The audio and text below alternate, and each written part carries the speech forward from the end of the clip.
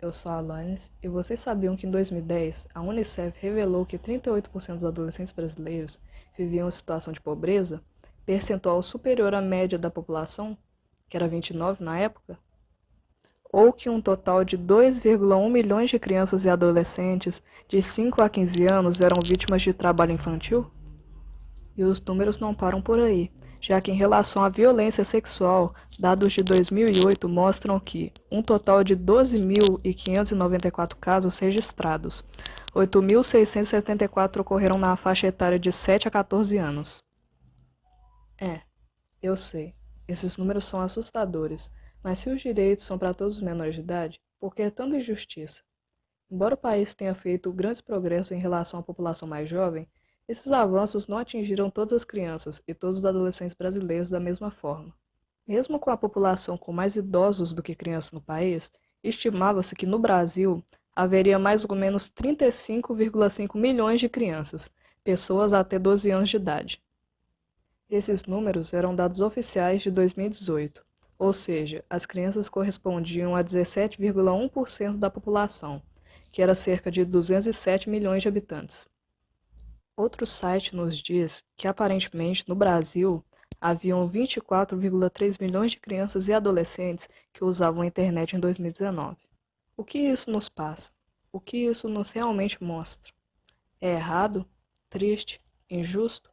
Pode ser, mas infelizmente é uma realidade que nós não podemos mudar se não agirmos. Crianças, adolescentes, devemos lutar pelos nossos direitos e pelos nossos ideais. Já reviu seus direitos hoje? Oi, eu sou a Luísa do 8º ano do Colégio ECBispo e hoje estamos aqui com a Priscila, conselheira tutelar. Oi, Luísa, tudo bem com você? Em primeiro lugar, quero te agradecer, que é um prazer para mim participar dessa entrevista, né? E que nós possamos juntas, assim, tirar proveito dessa entrevista e ensinar também, tanto para você, quanto para os seus colegas, para a sua turma, para o seu trabalho, realmente qual que é o trabalho do Conselho Tutelar. Uhum. O que é o Conselho Tutelar? O Conselho Tutelar, ele é um órgão autônomo, não jurisdicional, ele é encarregado de zelar pelos direitos da criança e do adolescente, né? O Conselho Tutelar, ele funciona, ele é composto por 5 conselheiras. Essas conselheiras, elas fazem um processo, passam por um processo, né?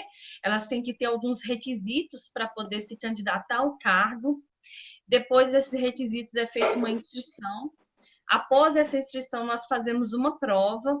Essa prova é baseada na Lei Federal 8.069/90, que é do ECA, do Estatuto da Criança e do Adolescente.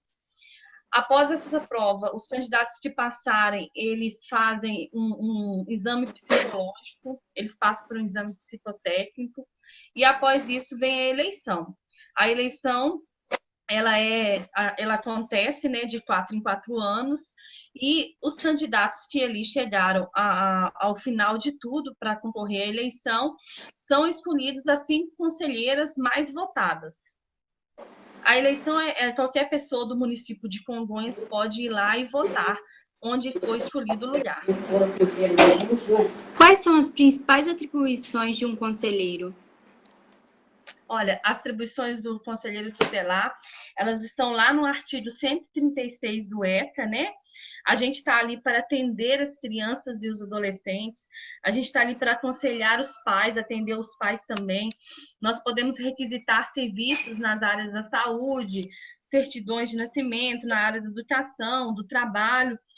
A gente encaminha os casos ao Ministério Público também, encaminhamos ao Judiciário, aqueles casos que são da competência do Judiciário, a gente encaminha para eles. Nós podemos também expedir notificações, representamos em nome da família, por exemplo, se estamos fazendo algum atendimento e aquele momento, aquela criança ou adolescente, ele não está acompanhado por nenhum pai ou nenhum responsável, é como se a conselheira, naquele atendimento, fosse a responsável pelaquela criança ou adolescente.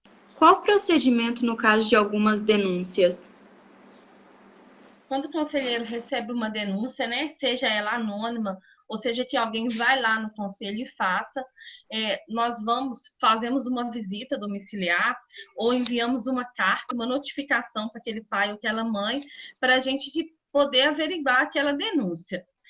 Muitas vezes, né, recebemos denúncias anônimas e quando a família chega até o conselho tutelar, ela nega aquela denúncia.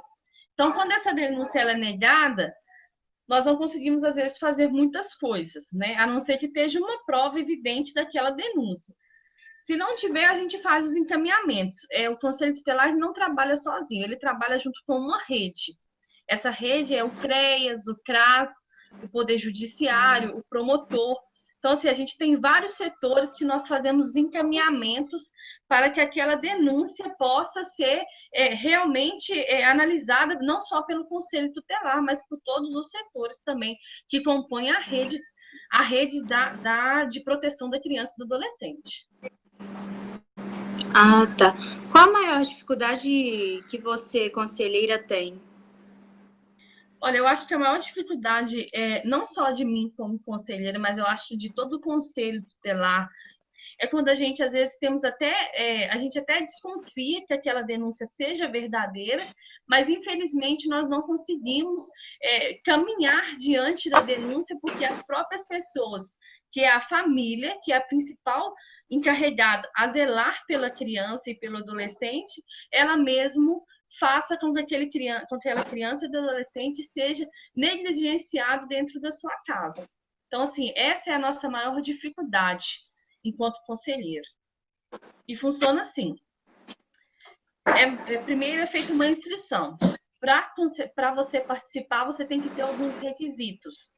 Você tem que ter algum trabalho já com criança e adolescente em alguma instituição, ou você tem que ter qualquer tipo de trabalho que seja voluntário, ou que seja um trabalho mesmo que seja remunerado com criança e adolescente.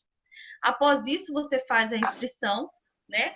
Aí o CMDCA, ele é um órgão fiscalizador do Conselho Tutelar. Ele é um conselho também. O CMDCA, ele é encarregado de fazer esse processo de escolha. Então, aí acontece, após essa etapa, nós vamos fazer uma prova. A prova é sobre o ECA, né? Que é o Estatuto da Criança e do Adolescente. Após essa prova, se você passou, você vai para o exame do psicotécnico. Você faz esse exame e após o exame é feita a eleição. A eleição, ela pode ser, ela acontece, né, de 4 em 4 anos, sempre no segundo domingo de outubro, e qualquer pessoa do município de Congonhas pode ir lá votar naquela conselheira que for do agrado dela. As 5 conselheiras mais votadas são as 5 conselheiras eleitas para trabalhar no conselho. Ah, tá. Qual mensagem de esperança você mandaria para nós crianças e adolescentes de Congonhas?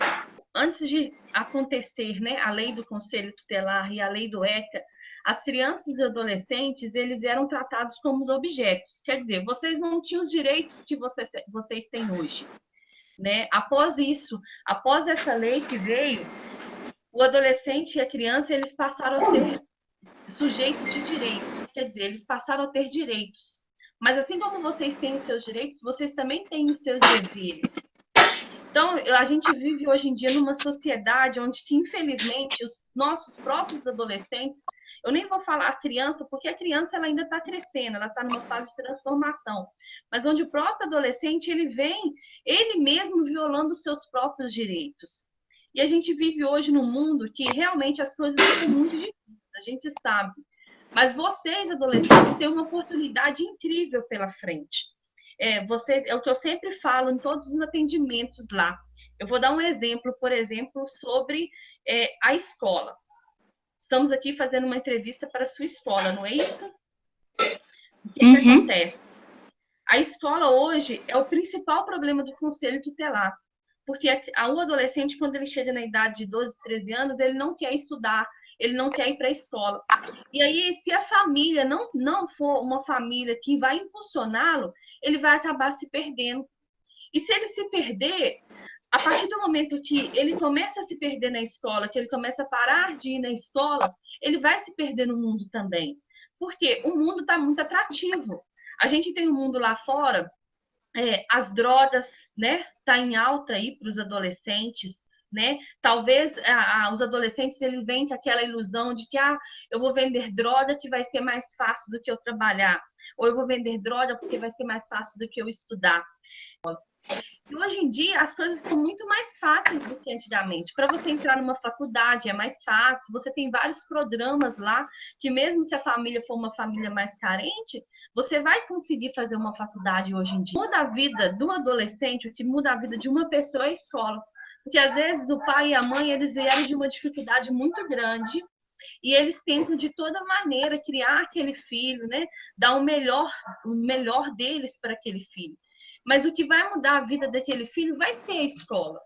Porque se ele não estudar, se ele não querer se esforçar, como que ele vai ter uma vida melhor do que a do pai e da mãe? Eu falo muito com o meu filho, né? Que primeira coisa a gente tem que procurar Deus, porque Deus ele é tudo em nossas vidas, e depois é a escola. Porque a escola, o estudo é uma coisa que nunca ninguém vai tirar de vocês. Então vocês são o futuro do mundo. E para a gente ter um futuro melhor, a gente precisa cuidar das crianças e dos adolescentes. Essas foram as perguntinhas que tinha para fazer para você mesmo, do conselho. Foi um prazer, Luísa, participar dessa entrevista, tá? Eu espero que seja de bom proveito. Obrigada. Você sabia que em cada minuto acontece violência com uma criança entre 2 anos e 17 anos? E 85 milhões de crianças e adolescentes sendo vítimas de violência física, emocional, sexual e violência domésticas.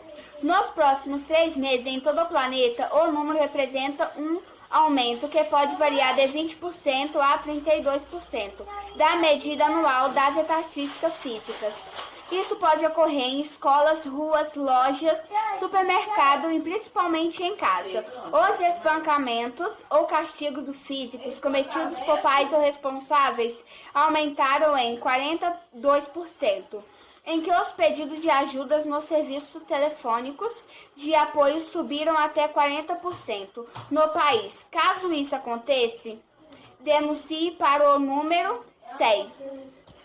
Antes da pandemia, as crianças e os adolescentes iam para a escola e quando chegavam em casa ficavam o dia inteiro no telefone, jogando, escutando música, mexendo nas redes sociais, e eles precisam de uma ocupação. E em Congonhas irá abrir um teatro que, em relação a show, música, arte, vai ser uma boa ocupação para o jovem. Um exemplo, Tarde Boa. No fim da tarde fica cheio de gente bêbado, drogado, e isso não é uma boa coisa. E sim, dançar, rir, se divertir, isso nem a droga nem a bebida consegue. E com esse teatro a gente vai ganhar muito mais.